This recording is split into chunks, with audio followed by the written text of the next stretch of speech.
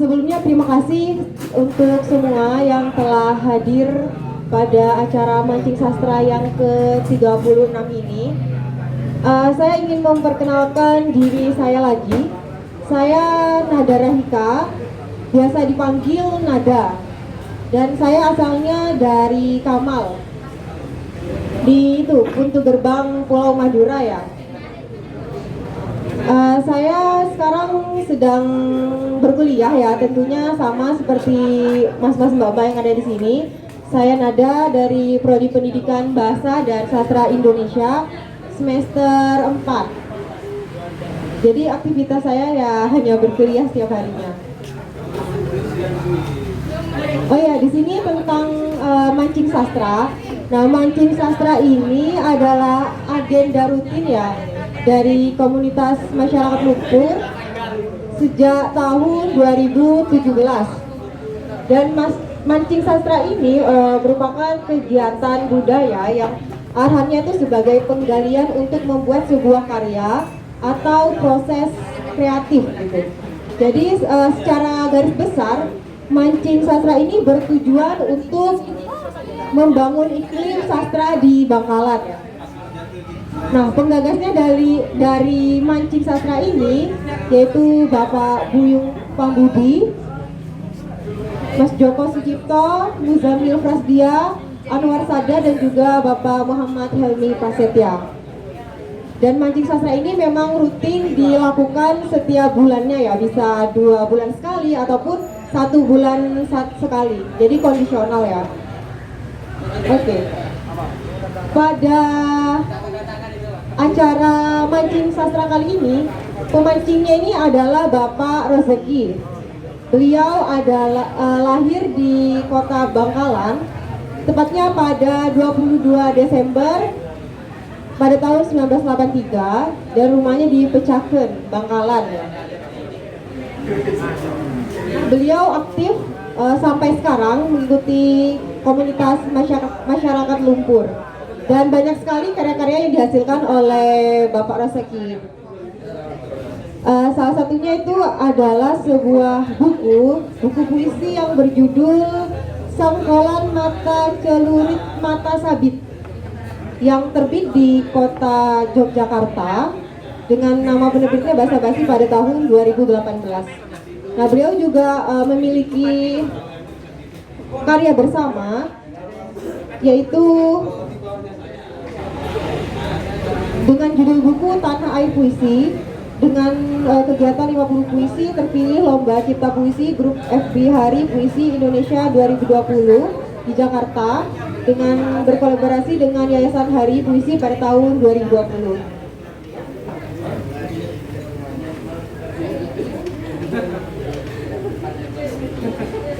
Oke. Nah, tema kali ini kan adalah mencari panggung. Kalau dalam benak saya, mencari panggung, hal yang saya pikirkan pertama kali itu berkaitan dengan dunia sandiwara ya. Jadi sandiwara itu kan bisa diperankan oleh siapa saja, oleh di mana saja, untuk kepentingan apa saja, dan bahkan untuk tujuan apa saja. Jadi panggungnya bebas, tidak terikat seperti itu kalau menurut saya ya. Nah, bahkan dengan bersandiwara di panggung itu bisa kita lihat bisa ada sisi negatif dan juga ada sisi positifnya. Jadi bisa tergantung sudut pandangnya. Namun pada saat ini banyak sekali ya yang mencari panggung atau mencari muka demi kepentingan pribadi ya. Nah, nanti Pak Rozeki ini akan membawakan dengan tema mencari panggung. Itu maksudnya akan mencari panggung hanya untuk mengungkapkan ungkapan hati atau asumsi diri untuk bersenang-senang atau dengan maksud lain gitu. Jadi langsung saja ya kita panggil pemancing kita pada sore hari ini, yaitu kepada Bapak Rozeki.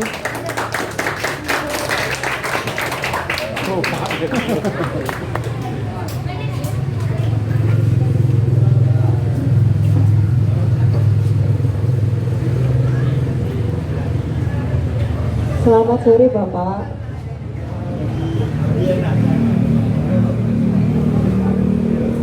selamat sore semuanya, selamat sore. Bagaimana kabarnya Bapak? Alhamdulillah lumayan. Lumayan baik. Lumayan. Oke. Pada sekarang kan ini acara mancing sastra ya Bapak. Nah, pada kali ini Bapak ingin apa sih? Temanya kan mencari panggung gitu. Mungkin bisa diberitahu kepada kami kenapa alasannya Bapak itu memaparkan tentang mencari panggung pada mancing sastra yang ke-36 sore ini. Oke. Mencari panggung.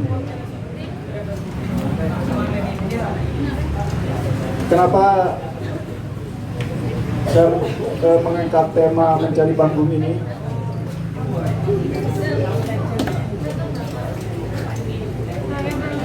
Karena saya rasa teman-teman sedang sibuk dengan panggung masing-masingnya.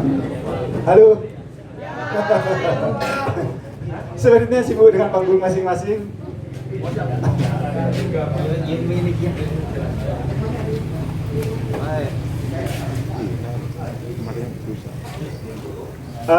Baik, mencari panggung. Apa sebenarnya yang saya maksudkan dari mencari panggung ini? Memang topik ini berangkat dari dunia panggung dalam pengertian teater, tetapi tidak menutup kemungkinan nanti akan bergerak ke dunia panggung yang lain, artinya dalam pengertian yang umum.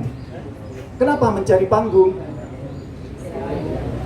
Yang terbesit dalam benak saya ketika pertama mengangkat topik ini, karena pada dasarnya mau diakui atau tidak, kita ini masing-masing sedang mencari panggung. Banyak hal sebenarnya, ini kalau ditarik ke pengertian yang luas ya, pengertian yang luas, bahwasa misalnya dalam dunia pendidikan, yang dikejar apa? Ada yang mengejar juara kelas. Kalau kita tarik lebih mengerucut, ya akhirnya panggung juga kan. Mungkin ke arah sana, kalau dalam pengertian luasnya.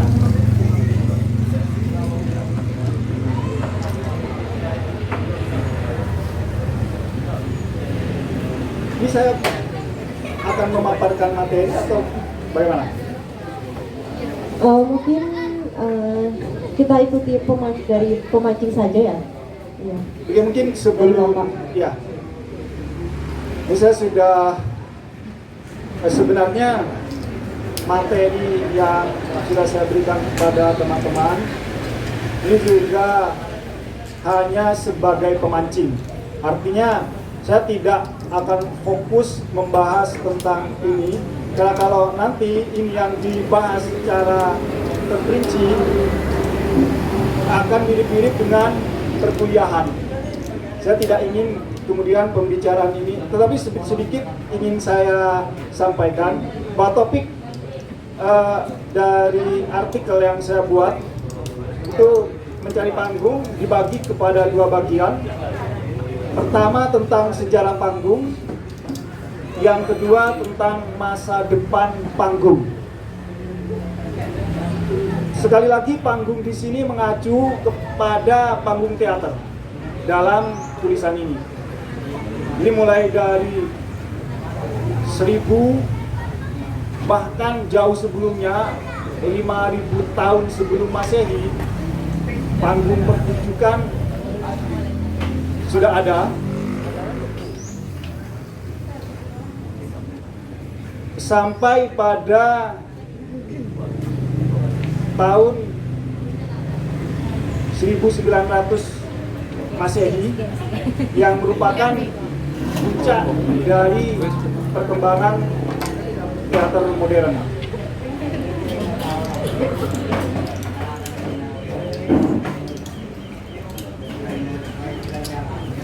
Nah, saya membagi ke beberapa bagian, misalnya 1000 tahun sebelum Masehi, ini teater masih berupa atau panggung masih berupa ritual. Panggung yang digunakan panggung arena, belum ada panggung proscenium seperti layaknya gedung teater sekarang. Kemudian 500 tahun sebelum Masehi dan 500 tahun Masehi itu tradisi panggung mulai berubah dari yang semula ritual, kemudian naskahnya adalah mantra, sutradaranya pawang atau dukun, berubah menjadi panggung yang berdasarkan pada naskah drama tertulis. Ini pada era 500 tahun sebelum Masehi, era Yunani, kemudian dilanjutkan 500 tahun Masehi, era Romawi. Nah, setelah 500 tahun Masehi, mulai tahun 600-an sampai tahun 1000 Masehi, ini terjadi kemandekan dalam dunia panggung teater ya, dalam dunia panggung teater. Baru kemudian puncak kembalinya panggung teater itu setelah tahun 1500 Masehi. Nah, jadi ini menarik. Kembalinya dunia panggung ini dipengaruhi oleh panggung-panggung yang lain seperti yang saya singgung. Munculnya revolusi industri dan ilmu pengetahuan kemudian juga berpengaruh kepada dunia panggung terutama di Eropa. Maka lahirlah kemudian empu-empu drama dari Eropa, misalnya William Shakespeare dari Inggris, kemudian Cervantes dari Spanyol. William ini terkenal dengan Romeo Juliet-nya. Kemudian Cervantes terkenal dengan novel Don Quixote.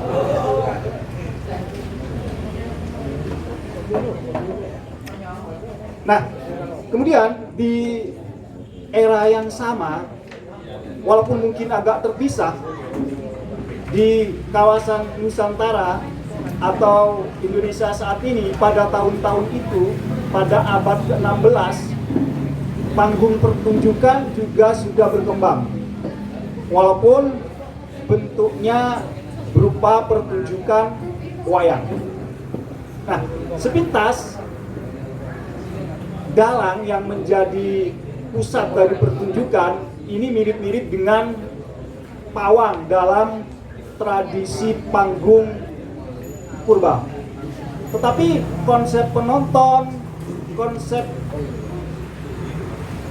panggung, layar, musik pengiring ini sudah sama dengan dunia panggung di Eropa. Bahkan mungkin lebih visioner karena kemudian menggunakan layar yang kemudian barangkali menjadi inspirasi bagi dunia layar lebar atau perfilman. Nah, kemudian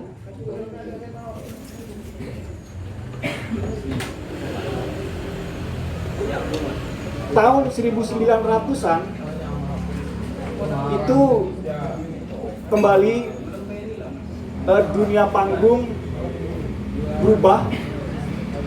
Faktor penyebabnya juga dunia politik.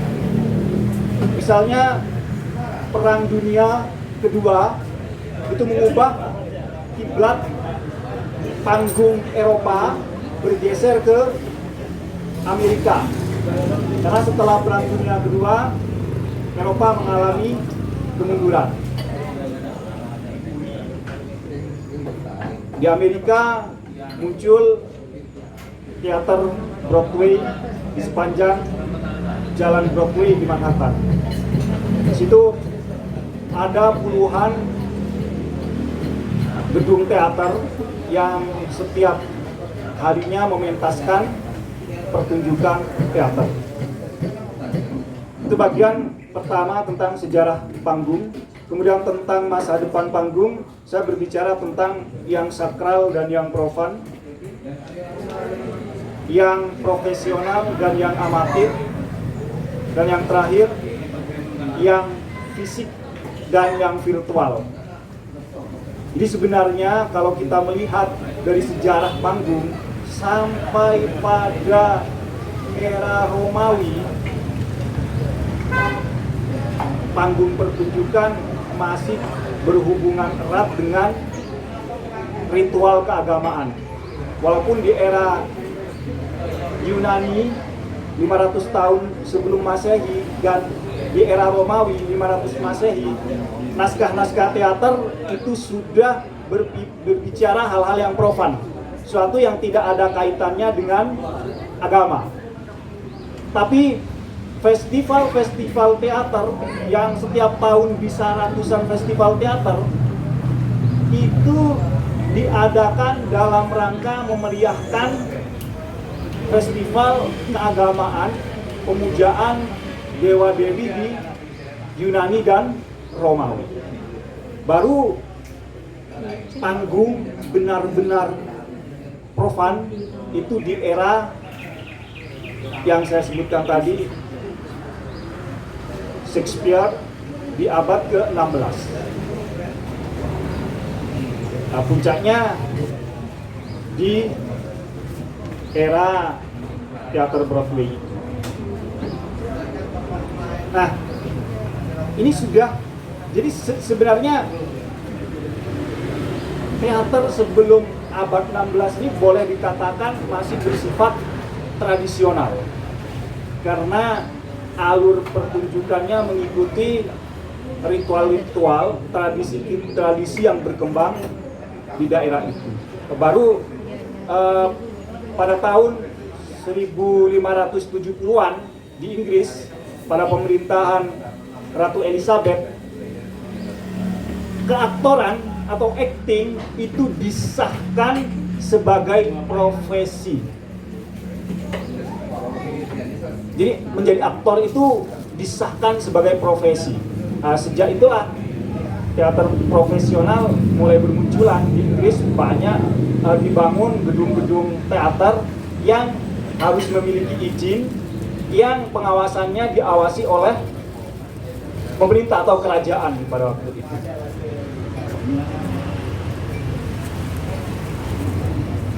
Nah, kemudian semakin berkembang di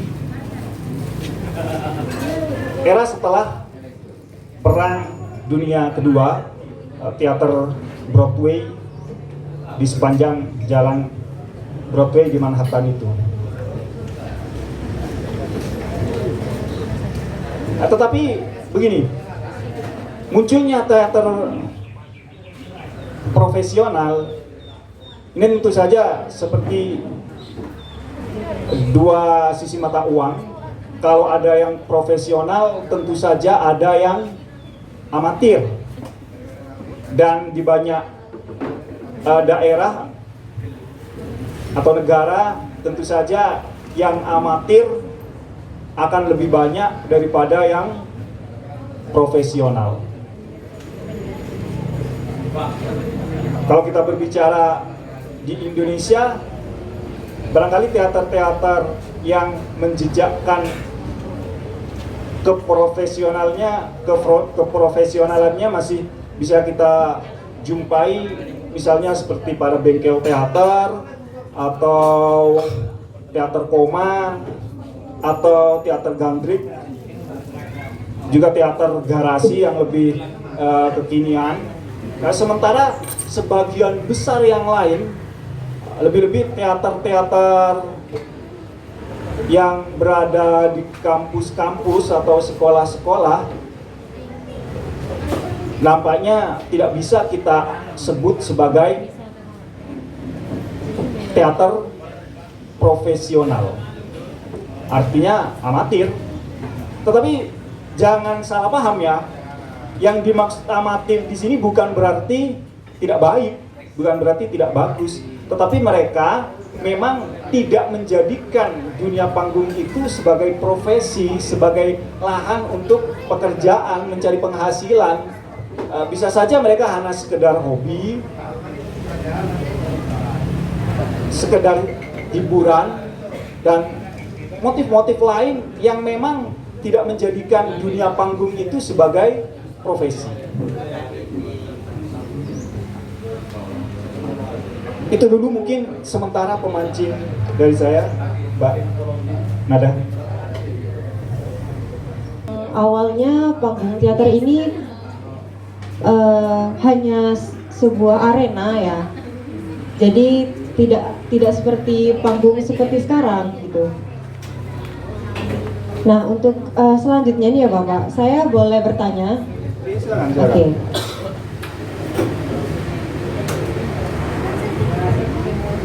Tadi kan kita membahas lebih pada panggung teater nih Pak.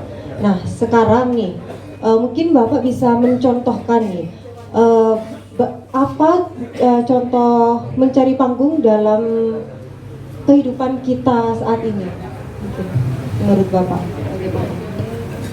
Oke, seperti yang tadi sempat saya singgung, bahwa pada dasarnya kita ini, ya semua termasuk saya, bahkan saya duduk di sini ini mau diakui atau tidak, ya mau disengaja atau tidak, di dalamnya mengundung unsur mencari panggung itu.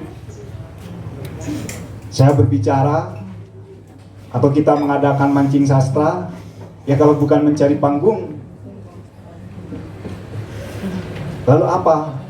Walaupun mungkin ya tidak harus memang benar-benar diniatkan saya agar diketahui orang, saya agar terkenal, tapi di dalamnya sudah mengandung unsur mencari panggung itu. Hampir di semua bidang, semua kegiatan.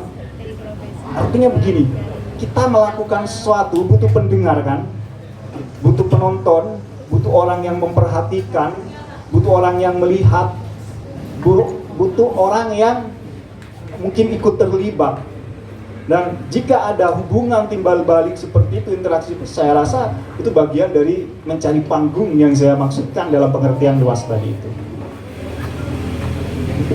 Jadi mencari panggung. Jadi panggung ini bisa di mana saja ya, maksudnya begitu Bapak, dan dalam segala bidang gitu. Namun semua yang kita lakukan termasuk dalam panggung saat ini kan pasti ada positif dan negatifnya. Mungkin Bapak sendiri bisa dijelaskan lagi bagaimana menurut Bapak gitu positif dan negatifnya dari mencari panggung di dunia ini. Wah, ini sepertinya bukan untuk berbicara positif negatif, barangkali bukan ranah saya untuk menjelaskannya. Saya tidak punya kapasitas, apalagi mungkin otoritas untuk mengklaim mana yang positif, mana yang negatif. Saya rasa hal-hal yang berhubungan dengan nilai seperti itu sifatnya relatif juga ya. Tetapi paling tidak tentang dunia panggung yang saya maksudkan itu memang saya berangkat dari panggung teater, tapi apa hubungannya dengan panggung kehidupan? Nah, seringkali begini, kenapa orang perlu bermain sandiwara misalnya? Kenapa perlu pemanggungan? Bukankah hidup ini sudah pemanggungan itu sendiri? Kenapa masih perlu dunia panggung? Karena menurut saya begini, memahami dunia sebagai katakanlah dunia ini adalah panggung itu sendiri, jelas kita tidak akan mampu, kita tidak akan, pikiran kita tidak akan memadai, terlalu luas dunia ini. Maka kemudian diciptakanlah dunia panggung, dunia mikro, dunia kecil yang diharapkan menjadi jembatan antara dunia yang luas itu dengan dunia yang kita perkecil, persempit. Jadi itu menjadi semacam jembatan untuk memahami panggung yang lebih luas.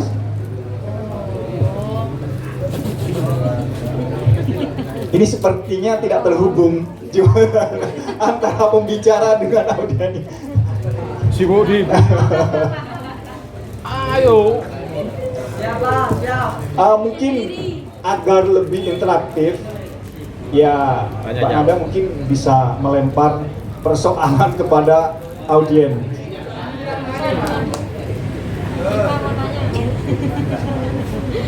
Silakan.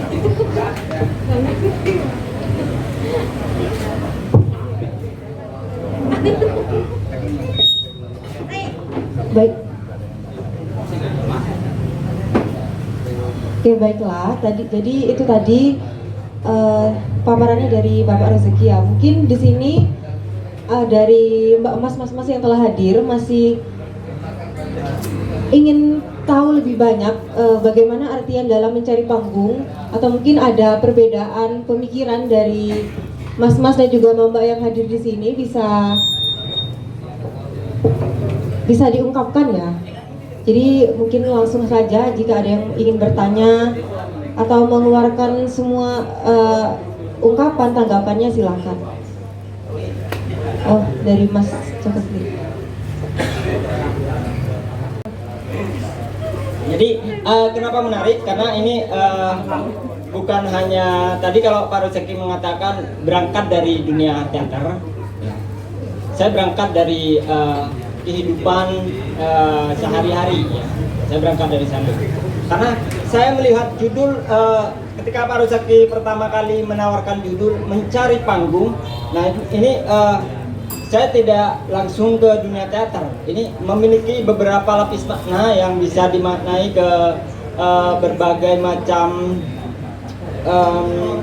kehidupan. Misalkan saya mengistilahkan dalam panggung politik, panggung keagamaan, panggung filsafat, panggung ekonomi, panggung olahraga, dan semua panggung gitu. Kenapa? Sesuai dengan pertanyaannya Mbak tadi ke Pak Rezeki yang minta contoh ya di dalam kehidupan sehari-hari seperti apa. Jadi saya menemukan banyak ruang ya, banyak ruang panggung di era digital ini. Ya. Saya sebenarnya sudah menulis beberapa catatan, cuman masih belum bisa saya hafal semuanya, cuman kegelisahan saya. Jadi untuk pembahasan hari ini saya berangkat dari beberapa pemaknaan yang berorientasi pada sesuatu yang sentrisistik, keterpusatan. Bahwasanya semua manusia butuh yang namanya keterpusatan, bagaimana dirinya menjadi pusat perhatian. Di era ini sangat sangat banyak fenomena masalah keterpusatan itu. Apalagi anak-anak milenial mungkin juga butuh sesuatu seperti ini. Bukan hanya kalau panggung politik sudah biasa ya. Cara-caranya juga yang untuk akhir-akhir ini ingin saya pelajari gitu. Cara-cara mereka mencari panggung. Kalau di sini Pak Rezeki hanya membicarakan tentang sejarah panggung, saya tanda tanya besar, mencari panggungnya di mana gitu. Mencari panggungnya mungkin akan dibahas di sini Pak. Ini hanya pemantik aja. Jadi terima kasih kepada Mas Joko. Dan mungkin dari mas-mas mbak-mbak lainnya ada yang ingin bertanya. Nah, iya silakan. Tuh Masnya jangan lupa untuk menyebutkan nama dan asal. Pasangan juga. Tidak perlu. Berdua ya.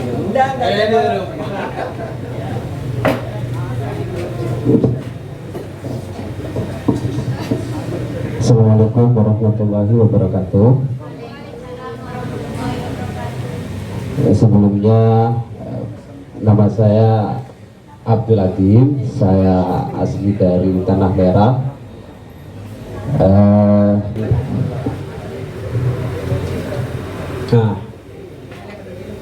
Profesional dan amatir, begitu Pak. Ketika kita berbicara masalah kata mencari, maka kita juga harus memikirkan kata lain yaitu peluang. Nah, sederhana, pertanyaan saya hanyalah bagaimana kita harus mencari peluang itu bagi yang amatir. Ini perasaan yang amatir ini. Karena seakan-akan ketika kita melihat panggung itu kok hanya seakan-akan ada punya profesional gitu. Terus untuk yang amatir ini harus digimanakan? Apakah cukup duduk di tempat kemudian melihat? Nah, itu karena ya pastinya perasaan amatir juga ingin merasakan bagaimana sih tampil di panggung profesional. Nah, seperti itu. Itu saja pertanyaan saya, mohon pencerahannya. Bagaimana sih caranya untuk mencari peluang gitu, khususnya dari pemain teater amatir? Seperti itu Bapak. Langsung dijawab gitu Pak. Baik, sekali lagi sebenarnya topik atau tulisan yang saya buat ini sekedar bahan pemancing. Artinya saya tidak menjanjikan jawaban. Bahkan saya juga bertanya sebenarnya, kenapa judulnya mencari panggung? Karena terus terang saya juga sedang mencari panggung. Artinya gini, cuma ketika berbicara amatir dan profesional, saya jadi teringat beberapa tokoh, misalnya dalam dunia sastra, katakanlah Djoko Pinurbo misalnya. Karena begini, kita termasuk saya, bahkan mungkin kelompok-kelompok teater, kelompok-kelompok entah musik atau apa, terutama yang berada di Kabupaten Bangkalan, masih saya hitung sebagai amatir dalam pengertian istilah bahwa amatir itu tujuannya hanya untuk senang-senang, hanya untuk menyalurkan hobi, hanya untuk ngumpul-ngumpul. Tapi sekali lagi bukan berarti jelek. Nah, tetapi memang tidak ada dorongan untuk menjadikan itu sebagai profesi dalam pengertian sebagai sumber pendapatan, sebagai sumber penghidupan. Nah, rata-rata kita yang bergerak di dunia itu memiliki profesi lain, katakanlah saya sebagai pengajar. Maka menulis sastra tentu saja hanya sebagai sampingan. Kemudian teman-teman yang di musik ada juga, misalnya yang pegawai, ada yang ini, ada yang... Maka kemudian musik tidak menjadi sesuatu yang profesional, itu tetap amatir. Nah, hubungannya dengan Djoko Pinurbo misalnya, Jokpin awalnya pernah mengajar, jadi dosen. Tapi dia untuk bisa lebih fokus, beliau memutuskan untuk berhenti dan hanya menulis. Hidup dari situ. Maka ketika intensitas itu makin tinggi, hanya itu yang dipikirkan, hanya itu yang dilakukan, peluang akan lebih besar karena berani bertarung di situ. Ketika kita punya profesi ini, punya ini, kita akan cenderung bingung di antara, kalau kita terjun sekaligus ke dunia itu, ya peluang karena kita hanya di situ, fokus di situ, ya peluangnya akan lebih. Tetapi sekali lagi dalam dunia ini saya tidak bisa memberi jawaban karena saya sendiri masih amatir juga. Saya tidak menjadikan dunia kreatif, menulis puisi, menulis drama, menulis cerpen itu benar-benar sebagai profesi utama yang saya hidup dari situ, yang keseharian saya di situ. Tidak. Keseharian saya sebagai pengajar, hanya di waktu-waktu senggang Nah, maka memang panggung yang saya miliki untuk bersastra, untuk berpuisi menjadi sangat terbatas, kecil. Ketika kesempatan itu kecil, ya peluangnya juga kecil. Barangkali itu jawaban saya. Untuk Joko, saya menanggapi memang tulisan ini barangkali tidak sesuai dengan ekspektasi Joko ketika saya melontarkan topik tentang mencari panggung ini. Secara eksplisit memang tidak, walaupun implisit ada di masa depan panggung. Masa depan panggung ini secara implisit saja memang, misalnya termasuk yang amatir dengan yang profesional, mau dibawa kemana, atau yang fisikal dan yang virtual mau dibawa kemana panggung kita, baik dalam pengertian khusus teater atau dalam pengertian luas panggung-panggung seperti yang disebutkan Joko tadi, bahwa segala sesuatu bahkan bisa dipanggungkan ya, segala sesuatu adalah panggung dan segala sesuatu bisa dipanggungkan. Bukan hanya politik, bahkan jangan-jangan dalam tanda kutip agama pun dipanggungkan, barangkali seperti itu. Jadi ya, Mas Adim dan Mas Joko.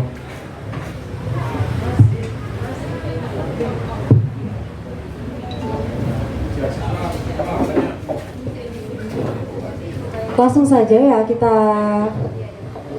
nah itu masnya sudah acungkan tangan, mungkin mau bertanya ya mas ya? Iya mas, maju.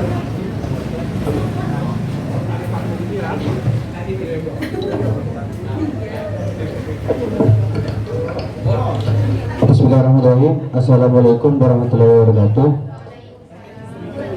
Nama saya Imam Budi Mutan. Saya ada di bagian struktur pendekan STPP dari Bangkalan. Tidak banyak yang saya tanyakan. Sebenarnya saya lebih tertarik pada era 500 tahun sebelum Masehi, di mana di situ alat diksi menunjukkan bahwasanya panggung teater dianggap berhubungan dengan agama, pagan dan tidak bermoral.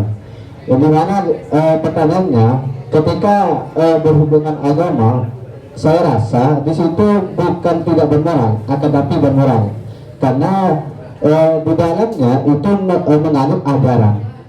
Pertanyaannya, yang tidak bermoralnya itu di mana? Seperti itu. Seperti contohnya pada dunia Nusantara pada saat itu yang ini diperankan oleh Wali Songo. Salah satu contohnya yaitu Sunan Kalijaga, di mana beliau sebenarnya juga mencari panggung di Nusantara, yang di mana menyiarkan agama Islam di Nusantara itu sendiri. Tapi menurut saya teks yang ada di sini sangat tidak relate ketika berbicara dengan agama seperti itu. Sekian, terima kasih. Wassalamualaikum warahmatullahi wabarakatuh.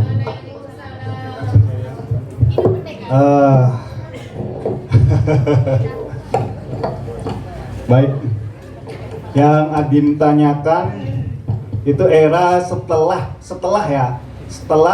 500 tahun Masehi. Itu ditandai dengan runtuhnya Kekaisaran Romawi. Ya, perhatian, runtuhnya Kekaisaran Romawi. Kemudian teater mengalami masa kegelapan setelah itu. Artinya dari tahun 500 sampai tahun 900-an tidak ada festival teater seperti tahun-tahun sebelumnya. Karena sekali lagi saya sebutkan, festival teater yang terjadi di era Romawi dan Yunani itu berkaitan dengan ritual memuja dewa ini, memuji dewi ini. Kemudian ada festival, di dalam festival itu ada pertunjukan teater. Nah, ketika Romawi jatuh, yang berkuasa kemudian Kristen. Nah, tradisi Romawi itu karena menyembah dewa-dewa, dianggap itu kemudian tradisi di Romawi misalnya gladiator, adu binatang yang masuk pada pertunjukan itu juga, itulah yang disebut amoral, disebut barbar, sehingga dilarang oleh otoritas gereja untuk diadakan festival-festival itu. Jadi yang dimaksud tulisan ini begitu. Jadi yang dimaksud masa kegelapan dalam dunia panggung ini mengacu ke era itu. Era ketika Romawi jatuh, kemudian yang naik ke permukaan adalah otoritas gereja, maka festival-festival dilarang karena dianggap berhubungan dengan agama pagan. Dengan kita tahu bahwa Kristen atau Katolik ketika itu menolak kan jelas secara dalam tanda kutip politik keagamaan, apa yang dianut oleh orang-orang Romawi jelas tidak bisa mereka terima, sehingga kemudian festival-festival mulai dilarang, gladiator dilarang, yang waktu itu bagian dari festival ya, adu orang, adu binatang, ada sirkus, ada drama, juga macam-macam di festival itu. Nah itu kemudian mengalami kemerosotan. Jadi itu yang dimaksud, bukan justru karena otoritas agama menganggap itu sesuatu yang tidak bagus, maka teater ketika itu, seni pertunjukan, seni panggung menjadi dibatasi terbatas. Itu yang dimaksudkan di sini. Mungkin bisa menanggapi balik dari apa yang saya paparkan agar jelas. Dan yang saya tanyakan itu esensi panggung sebenarnya itu seperti apa? Karena yang saya ketahui dari kemarin panggung itu ada panggung kekuasaan, ada panggung eksistensi, apa ya? Seperti itu. Seperti itu. Nah, yang saya tanyakan itu esensi panggung sebenarnya, yang dinamakan panggung sebenarnya itu seperti apa, seperti itu. Sekiranya seperti itu pertanyaannya saya. Terima kasih. Hidup Multazam. Jadi pertanyaan dari Mas Multazam ini cukup menarik ya.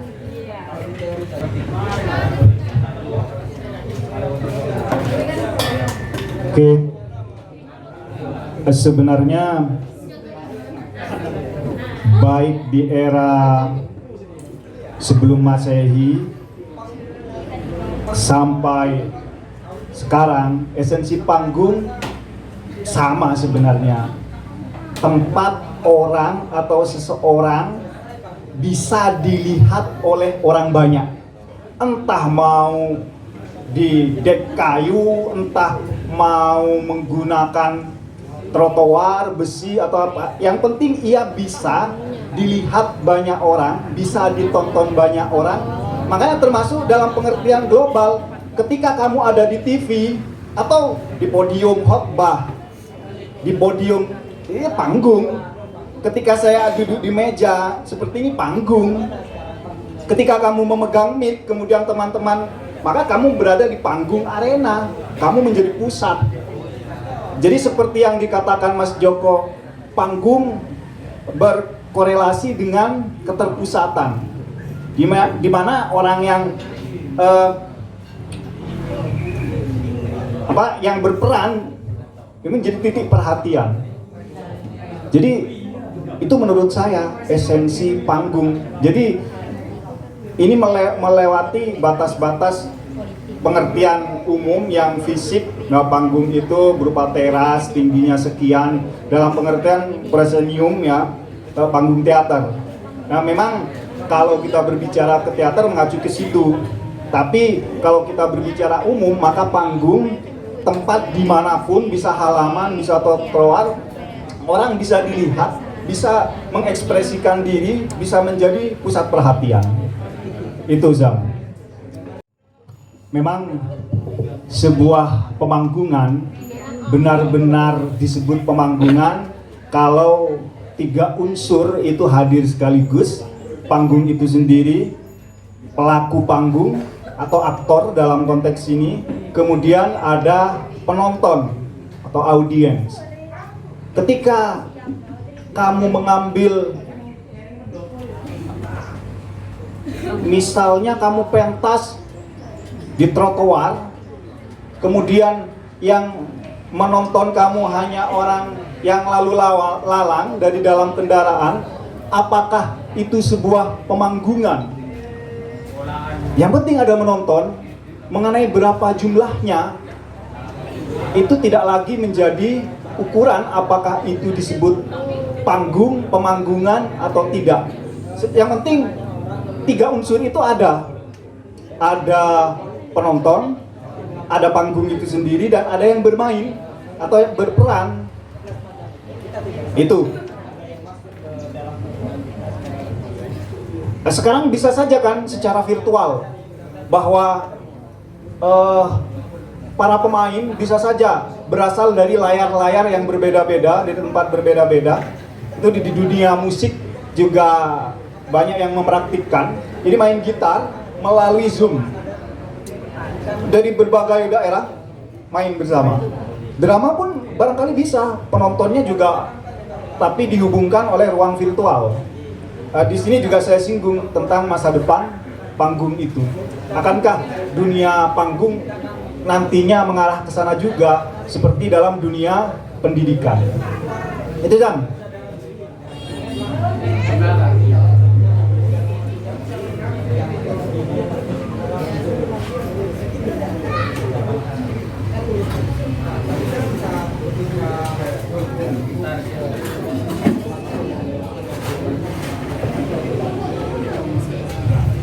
Tidak terasa ya sudah 1 jam. Namun karena ini kita akan memasuki akhir ya, jadi mungkin ada yang bertanya lagi nih, terakhir nih. Nggak ada yang bertanya nih, pertanyaan penutup nih. Biasanya pertanyaan penutup ini spekta banget ya. Yuk, mau mbak masnya. Nih mas-mas yang duduk tanpa atap, silakan mungkin.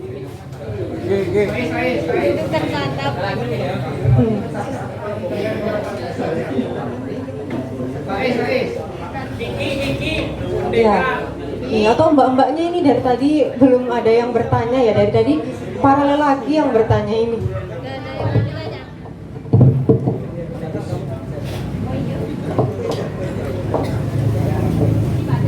Untungnya untuk kamu apa gitu? Ini pertanyaannya katanya bisikan atau panggilan ya. Di Indonesia itu apa? Karena pertanyaannya bukan pertanyaan sendiri, lu bisikan. Oke. Apa untungnya kegiatan ini, topik ini bagi saya? Saya tidak bisa menjawab. Yang bisa menjawab itu kamu sendiri. Kamu merasa punya keuntungan atau tidak? Ketika saya menjawab, kamu akan mendapat ini, mendapat ini, mendapat ini, saya tidak punya kapasitas untuk mengatakan seperti itu. Apa untungnya? Tetapi paling tidak topik ini ya mengajak kita untuk seperti yang saya katakan tadi, bahwa saya, entah kalian, saya terus terang ya dalam posisi ini mau tidak mau ada pada posisi mencari panggung. Dan apa untungnya bagi saya ketika berada di panggung? Ya paling tidak kalian lihat, kalian kenal.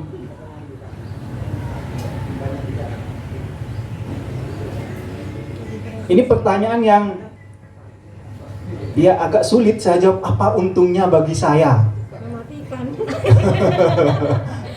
Ya mungkin kamu tidak akan untung apa-apa, jangan-jangan rugi. Motivasinya tema. Apa pentingnya tema? Motivasi Bapak mengangkat tema. Oke, paling tidak begini. Saya ada yang gini, ini motivasi bagi saya paling tidak, bahwa apa yang saya lakukan selama ini seperti yang saya katakan tadi itu masih bersifat amatir. Nah, dengan mengadakan kegiatan-kegiatan saya semacam ini, saya berharap kemudian menjadi profesional. Dengan intensitas kegiatan di dunia seperti ini, ya pada akhirnya kalau kita menambah intensitas ke arah sana bisa tercapai. Tapi tetap saja saya tidak bisa menjawab apa, mungkin sama seperti Joko tadi, topik ini bagi Joko menarik, tapi belum tentu bagi yang lain. Ini mencari panggung penting bagi saya, tapi mungkin tidak bagi yang lain. Artinya jawabannya tetap relatif. Apa pentingnya bagi saya? Ya karena saya bergerak di dalam dunia ini ya penting. Saya menulis drama, saya bergiat di kegiatan komunitas sastra dan teater, maka mencari panggung memang aktivitas kami. Walaupun seperti kata Mas Joko, sekarang untuk bisa pentas, manggung, itu sulitnya minta ampun. Barangkali dengan topik ini kita jadi termotivasi untuk melakukan pemanggungan dalam pengertian yang luas. Tidak hanya teater, siapa saja. Panggung ekonomi kata Mas Joko, panggung politik, dan sebagainya. Itu sih Pak. Atau ada bisikan lain yang kemudian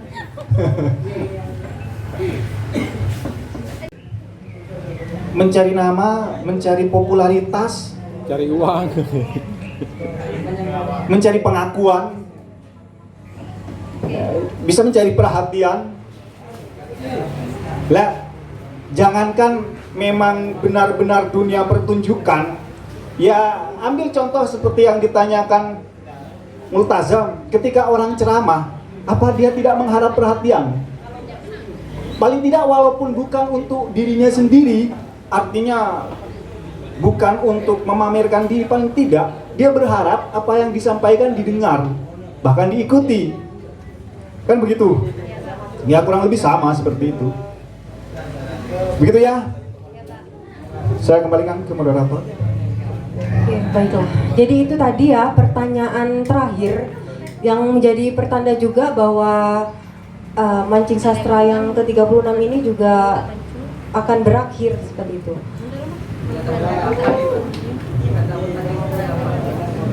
Iya, nanti info-info selanjutnya.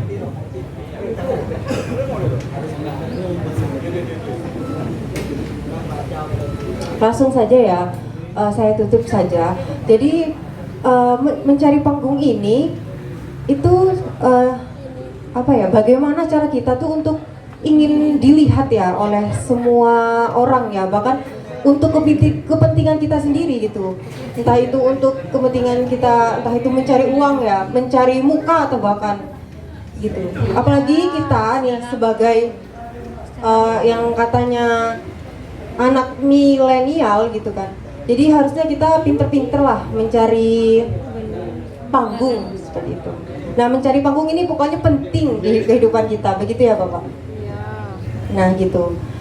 Jadi saya sebagai moderator pada sore hari ini mohon maaf sekali sebanyak-banyaknya jika banyak sekali kesalahan atau kekurangan. Saya mohon maaf. Jadi sebelumnya saya terima kasih kepada Bapak Rezeki atas waktunya dan ilmunya yang telah diberikan pada sore hari ini. Terima kasih juga kepada seluruh anggota komunitas masyarakat lumpur dan juga kepada Cafe Alas Bume atas tempat yang telah diberikan untuk kita semua sharing ya. Jadi saya Nada Rahingga pamit undur diri. Wassalamualaikum warahmatullahi wabarakatuh.